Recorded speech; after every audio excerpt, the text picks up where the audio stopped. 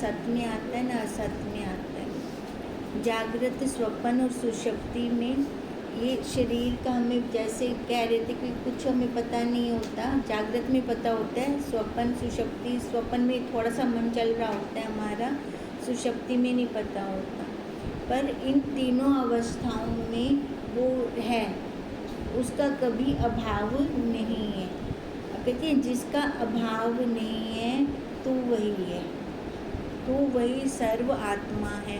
तभी इस आत्मा की उस बार ब्रह्म आत्मा या परमात्मा कह लो उसके साथ तुलना की है, क्योंकि वो भी सर्वत्र पूर्ण है और ये भी सर्वत्र पूर्ण है। जब कहीं कुछ हमारे लिए कोई बात चल रही हो, किसी के मन में चल रही हो, तो इधर इस मन में पहले आ जाएगा, चाहे वो बंदा 100 मील दूर बैठा हो, तो वो इधर कैसे आ गया? पूर्ण है ना वो, वही आत्मा पूर्ण है, वही परमात्मा पूर्ण है। तभी हमें बार बार यही कह रहे हैं कि तू वही है, तत्वमसि, तू वही है। अपनी दृष्टि इस शरीर से हटा, यहाँ से हटा के अपने आप में बैठ। तू क्या है? तू अपने आप को क्या मानती है? देखो, मानना तो है ना, हम क्या मान रहे हैं अपने आप को, हम ये ज़्यादा ज़रूरी है।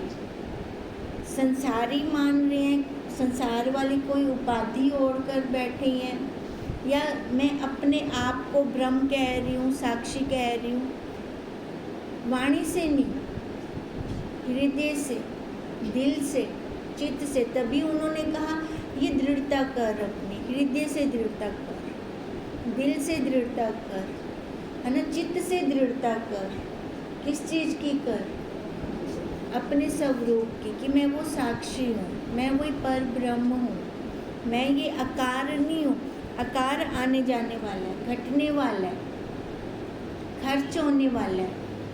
वो खर्च हो रहा है, हो रहा है, वैसा का वैसे है। तो कहते हैं जो आता जाता नहीं है, जो खर्च नहीं होता, जो एक रस है, तो वही है। अपने आप को तो घटने बढ़ने वाली क्यों मान रही है? घटने बढ़ने वाला ये शरीर है, नापतोल इस शरीर का हो रहा है, उस साक्षी का नहीं हो रहा। तो मैं वही हूँ। अहंकार शुद्ध चैतन्य स्वरूप नहीं है, वह विकारी है, जबकि आत्मा ही नित्य, अविकारी तथा इसका साक्षी है। अब आत्मा तो दृष्टा है ना, देख रही है एक एक चीज़ को। जो विकार आ रहा है उसको कौन बता रहा है? वही साक्षी, क्योंकि उसके अंदर विकार नहीं है, तभी वो हमें बता रहा है। इसलिए अहम पदार्थ आत्मा नहीं हो सकते। अहम कहाँ पर है? शरीर में और बाहर की वस्तुओं में। वो कहते हैं आत्मा नहीं हो सकते, फिर वो तो आने जाने वाले हो गए। इसलिए इस मांस पिंड और इसकी बुद्धि कल्पित अभिमानी जीव में अहम बुद्धि को छोड़, क्या कह रही हैं भी? इसलिए ये जो ये मांस का पिंड बना हुआ है इसको, और जो ये कल्पित बुद्धि है और जिसमें तूने अभिमान कर रखे अपनी बुद्धि का, इसका त्याग कर। त्याग तो करना पड़ेगा हमें, त्याग किए बिना हमारा काम नहीं बनेगा। इन विषयों का, संसारी वस्तुओं का जब हम त्याग करेंगे तो खाली हो जाएंगे ना। अब खाली उसको बहुत, उस वस्तु को बहुत जल्दी पालेगा जिसका चित्त संस्कारों से खाली हो गया, वो अपने आप को बहुत जल्दी पालेगा। देखो मन में क्या क्या चलता रहता है, क्या क्या चलता रहता है। जो इसके अंदर भरे संस्कार वो निकलते हैं। जब हम आसन पे बैठते हैं, माला करते हैं, तब तो सारे निकल आते हैं। और क्रिया कर रही हूँ तब निकले चाहे ना निकले, पर जब हम अंगों को रोक देती हैं, क्रिया रोक देती हैं, मन चल पड़ता है फटाफट। जब क्रिया कर रहा होता है शरीर तब नहीं चलता इतना ये।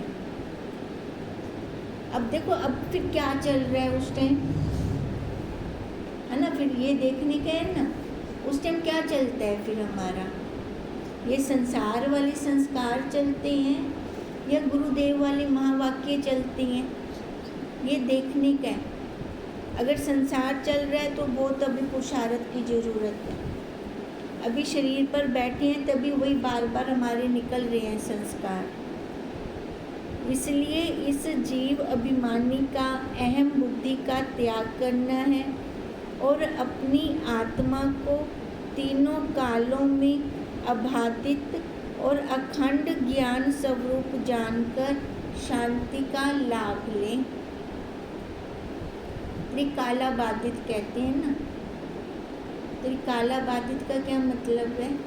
तीनों कालों को परे है, जो तीनों कालों को जान रहा है।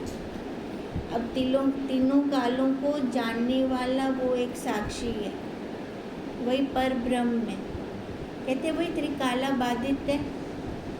और अगर तू उसके अंदर अपने आप को लय करती है तो उसका स्वरूप क्या है? सत्य है, चित्त है, आनंद है, वही तेरा स्वरूप हो जाएगा। फिर जो वस्तु जिसमें मिलाते हैं वो वैसी हो जाती है।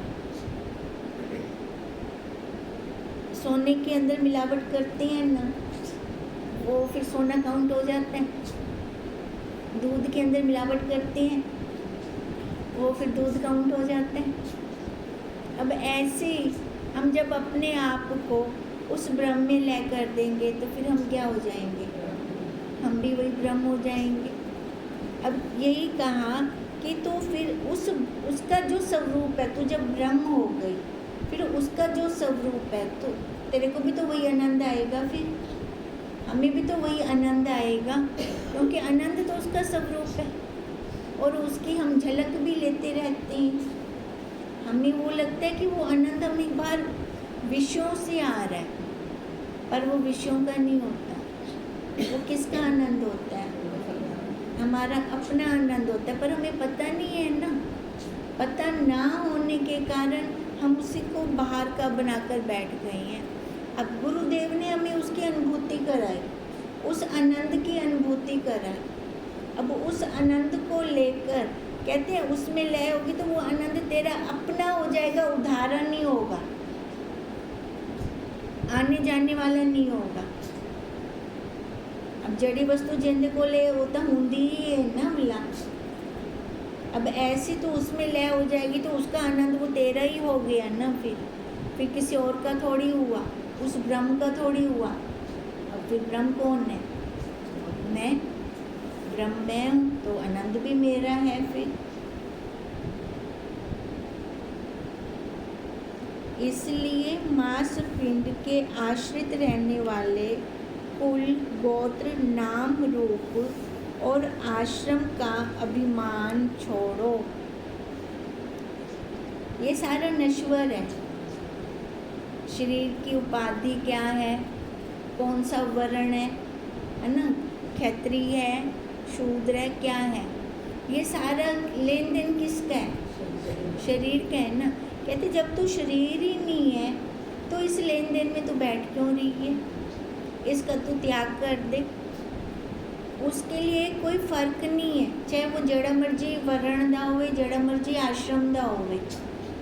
जो उसको पा रहा है, उसमें अपने आप को लय कर रहा है, वो वही उसको बना देगा, अपना जैसा बना देगा उसको। कहते ये बाहर वाला शरीर वाला तो छोड़, इन सब का तू त्याग कर। जब इसका त्याग हो जाएगा तो कर्तापन, भोक्तापन आदि लिंग देह धर्मों का भी त्याग हो जाएगा, है ना। जब शरीर का त्याग कर दिया तो कौन कर रहा है, कौन खा रहा है, कौन ले रहा है, कौन दे रहा है, इसका त्याग हो गया। आप पे हो गया या करना पड़ा? आप पे हो गया। हमने क्या किया? हमने खाली शरीर भाव से अपनी दृष्टि हटा दी, शरीर भाव से हम ऊपर उठ गए। कहते हैं जब यहाँ से तो ऊपर उठ जाएगी, शरीर के धर्मों का, कर्तापन भोक्तापन का आप पे त्याग हो जाएगा, तो फिर तू क्या हो जाएगी? अखंड आनंद स्वरूप। फिर हम क्या हो जाएंगे? वही अखंड, वो आनंद हमसे कोई छीन नहीं सकता, फिर कोई हमसे चोरी नहीं कर सकता। वो कोई ऐसी वस्तु तो है नहीं ना जो बाहर दिखाई दे, बाहर पड़ी हो कोई वस्तु, वो तो मेरा आपा ही हो गया। अब मेरे आपा को कौन हटाएगा, कौन चोरी करेगा? इन कुल गोत्र नाम रूप एवं आश्रमों का संबंध केवल शरीर तक की है, आत्मा का इनसे कोई संबंध नहीं है, वह इन सब से रहित है। क्या आत्मा का कुल गोत्र? अब बच्चा देखो कहाँ जन्मा, कहाँ पला बड़ा हुआ, अब जहाँ पला बड़ा हुआ उसके साथ वही कुल गोत्र उसका लग गया, पता ही नहीं है। अब उस साक्षी का कोई कुल गोत्र नहीं है, कोई धर्म नहीं है उसका, बस उसका है एक वही सत्य चित्त आनंद रूप है, आनंद देती है हमें। जब हम उसके साथ लय हो जाते हैं, उसमें लय हो जाते हैं, तो वो आनंद ही मेरा स्वरूप है। इसके अलावा मेरा दूसरा कोई स्वरूप है नहीं, बाकी सारा मिथ्या है, बाकी सारा झूठ है, कल्पित है, कल्पना है, कल्पना से है ये सारा कुछ। अब हम कहेंगे कल्पना से है तो दिख रहा है, फिर हाँ दिखेगा ये कल्पना से तब तक दिख रहा है जब तक मैं इसको सत्य मान रही हूँ। जब मेरी बुद्धि के अंदर ये बैठ जाएगा कि ये सत्य नहीं है, ये सारी कल्पना है, ये बैठ गई मेरी बुद्धि के अंदर, मेरा नाटक हो रहा है, यहाँ पे प्रारब्ध चल रही है मेरी, ये मेरी रील खुल रही है। जब बुद्धि के अंदर ये दृढ़ता हो जाएगा ना, तो ये कल्पना आप पे लगना शुरू हो जाएगा। जब ये कल्पना लगनी शुरू हो गई, फिर कल्पना खत्म हो जाएगी। जो हम कल्पते रहते हैं ना, वो हमारा खत्म हो जाएगा। फिर कोई दुख ही नहीं है, कोई विषाद ही नहीं है। क्यों मैं देख रही हूँ इसको, मैं इसके रंगों को देख रही हूँ, मैं एक कलाकार हूँ, ये मेरा रंगमंच है, यहाँ पे मैं अभिनय कर रही हूँ। कभी माँ का करना पड़ता है, कभी पत्नी का करना पड़ता है, कभी बेटी का करना पड़ता है, अभिनय तो हो रही हैं हमारे।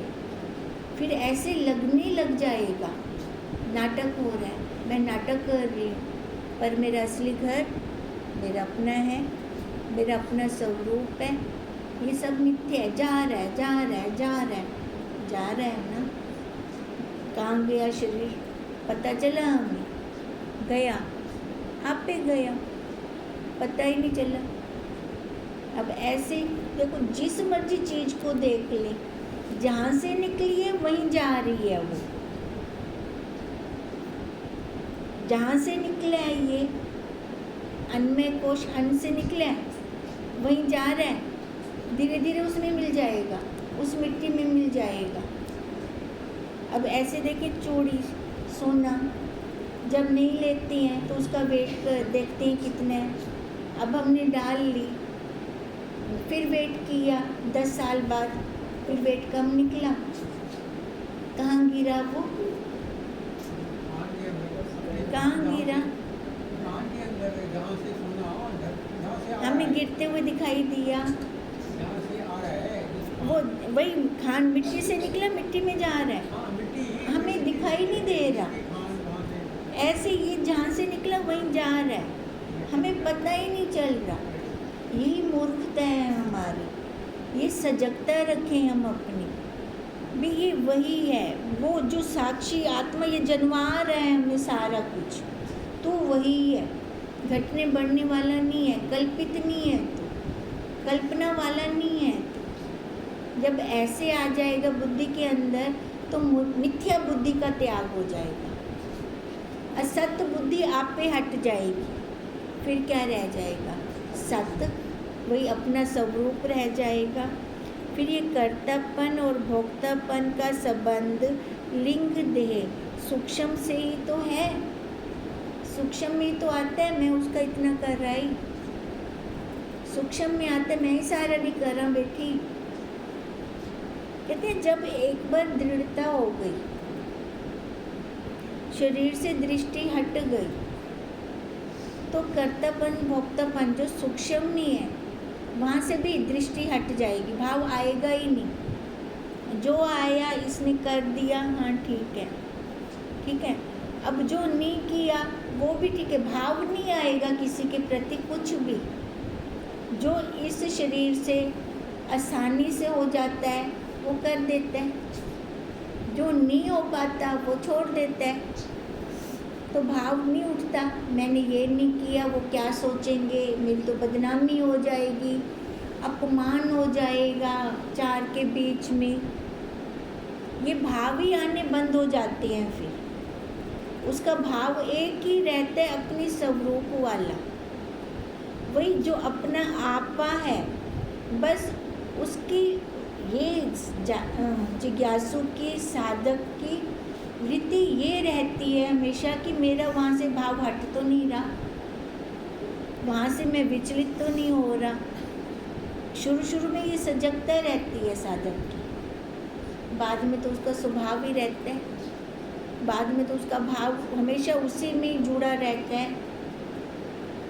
वो ज्ञानी है, वो अपने आप को नहीं कहता, दूसरे उसको कहते हैं।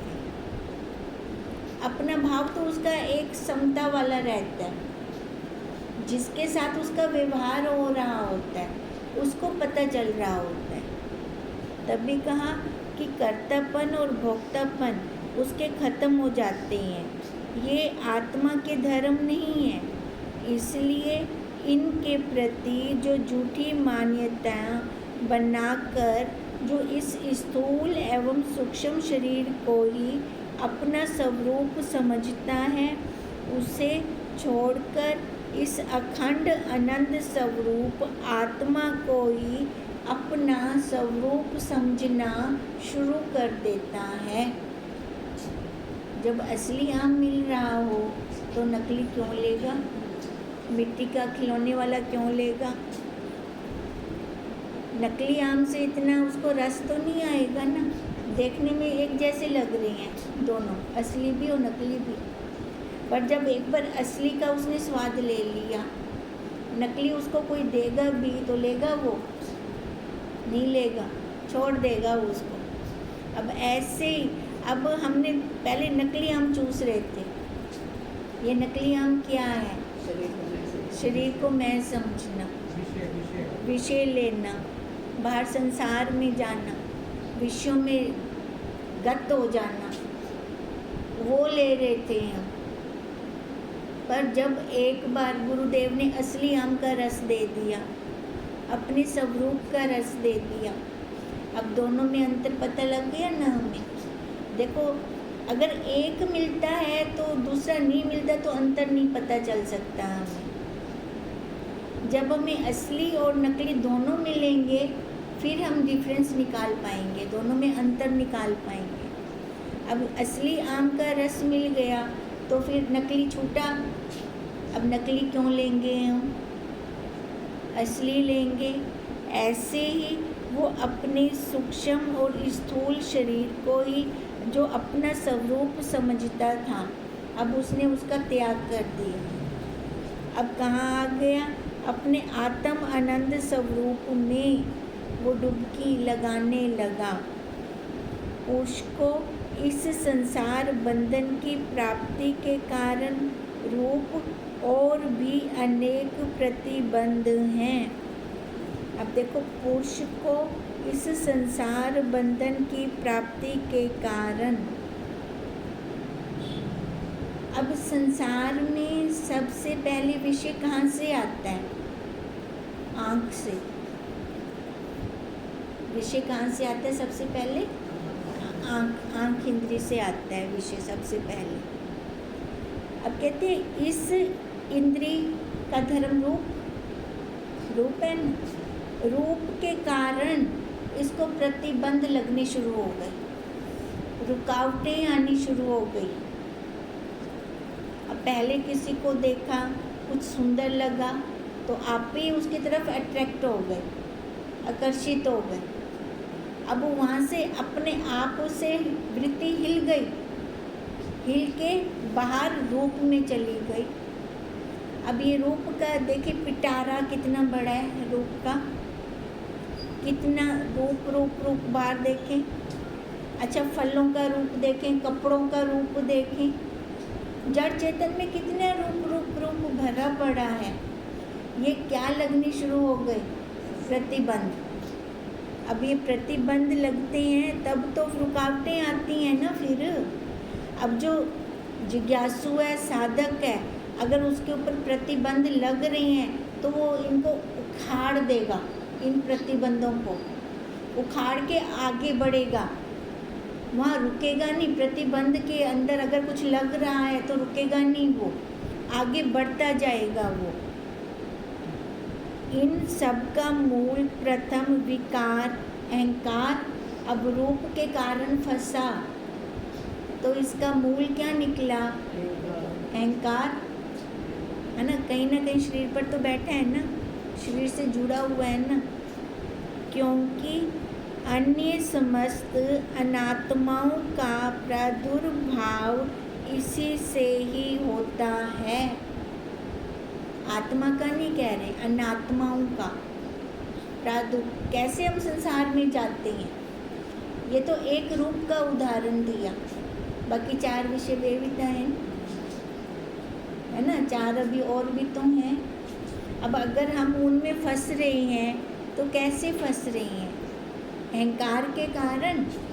अहंकार का मूल क्या है? ये शरीर, ये आकार से बैठी हूँ, आकार पर जुड़ी पड़ी हूँ, तो यहाँ मैं फंसूंगी, यहाँ रुकूंगी, ये मेरे प्रतिबंधक बन जाएंगे, फिर मेरी रुकावटें बन जाएंगी। फिर अब साधक यहाँ से इनको निडरता से त्यागता जाता है, बाहर निकलता जाता है। और वही साधक जिस पे गुरुदेव की कृपा होती है वही निकल सकता है, नहीं तो अपनी मजाल थोड़ी है ऐसा माया को उखाड़ सकूं। माया ने तो सारे उत्ते शिकंजा बना रखे अपना। ये गुरुदेव की कृपा है हमारे ऊपर कि हमें दिखने लगी है ये माया है, ये असत्य है, ये मिथ्या है, ये झूठ है। ये ऐसी आंख हमारी गुरुदेव ने बना दी। कितनी बड़ी कृपा है गुरुदेव की हमारे ऊपर। मनुष्य को इस संसार में कई प्रकार के बंधन हैं। काम, क्रोध, लोभ, मोह, वासना, कामना, इच्छाएं, तृष्णा, मोह, मद मत्सर आदि सभी बंधन के ही ये स्वरूप हैं। देखो कितने कारणों से बंधन लग सकता है, कोई एक नहीं है। ये 5 जो विषय है ना, 5 विषयों के विराट रूप हैं। एक एक विषय ऐसा फैला पड़ा है। ये तो गुरुदेव की कृपा है कि उन्होंने हमें 5 में बंद कर दिया, सबको लाकर 5 में दिखा दिया। अब इन 5 को एक उस साक्षी में टिका दिया। ये तो किसकी सत्ता से देख रहा है, किसके कारण तो जान रहा है ये सारा कुछ। इन सब के मूल में अहंकार है, जिससे ये सभी उत्पन्न हुए हैं। अब ये पैदा क्यों हुए? अहंकार के कारण। अहंकार नाश से ये सभी अपने आप लय हो जाएंगे। एक मूल क्या है? अहंकार का लय करना है ना। जो ये मैं लगी पड़ी है शरीर वाली, इसको ख़त्म करना। अब एक जड़ को ही ख़त्म कर देना, अब पत्ते टहनियों को काटते रहेंगे है ना, ये तो फिर निकल आएंगी। अगर वृक्ष को मूल जड़ से उखाड़ दें, मतलब पत्ते टहनियाँ निकल से नहीं। अब ऐसे मूल से उखाड़ें इसको, अब मूल क्या है? अहंकार है। इस आकार का अहंकार है। अगर मूल से मैं इसको उखाड़ती हूँ फिर और कहीं ये रुकेगा नहीं, कहीं प्रतिबंध लगेंगे नहीं। जो ये बता रहे हैं काम, क्रोध, लोभ, मोह, अहंकार, मत्सर, ये नहीं निकलेंगे। फिर सभी अपने आप लय हो जाएंगे। अहंकार ही सर्वप्रथम एवं मूल विकार है। जब चेतन ब्रह्म का प्राकृतिक के गुणों के साथ संयोग होता है तो सर्वप्रथम बुद्धि प्रकट होती है। देखो, जब चेतन ब्रह्म का प्रकृति के गुणों के साथ, अब प्रकृति ये शरीर, अब जब इसके साथ उस ब्रह्म का संयोग होता है तो कहते हैं सबसे पहले बुद्धि की प्रकट होती है। अब जब हम छोटे से बच्चे को जीभ पे कुछ खट्टा लगाते हैं ना, कैसे करता है वो, फिर उसको अच्छा नहीं लगा, चाहे वो बोल पाता है चाहे नहीं बोल पाता, उसके एक्शन देखें कैसे। अब उसको ये कैसे पता लगा? उसकी बुद्धि ने बताया भी ये नहीं चाहिए। अच्छा, दूसरी बार दें तो मुँह ही फेर लेगा ही नहीं, है ना। अब बुद्धि का संयोग हो गया उसके साथ ही। तो सर्वप्रथम बुद्धि प्रकट होती है। इसी बुद्धि का विकृत रूप अहंकार है।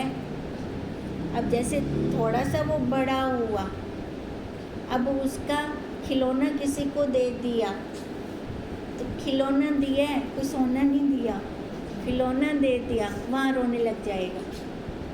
अपना अहमपना आ गया उसका, वहाँ पे आया, है ना। ये मेरा दे कैसे दिया, मेरा अहंकार, वहाँ शुरुआत हो गई उसकी। बुद्धि का विकृत रूप अहंकार है। इसी अहंकार के कारण कामना, वासना आदि विकार उत्पन्न होते हैं। अब अहंकार आया तो विकार भी आ गए, आप पे आए, उनको बुलाना पड़ा क्या? बच्चे को हम सिखाते हैं कुछ, आप पे आ जाते हैं उसके अंदर ये, जो जीव के बंधन का कारण बन जाते हैं। हमारे बंधन का कारण क्या है? ये अहंकार ही तो है जो हमें फंसाई पड़ा है ना, तभी हमारा जन्म पे जन्म हो रहा है। अब ये अहंकार हटेगा, जड़ से हटाना है अहंकार को। ये शरीर को ही हटा लो, जड़ मुक गई हिंदी, तो बाकी ये सारे आप पे खत्म थी। वैसे मिला हेके को पकड़ते लै कहना करना पोसे, खाली हेक को लै कर दो बस। ओम तम नमामि।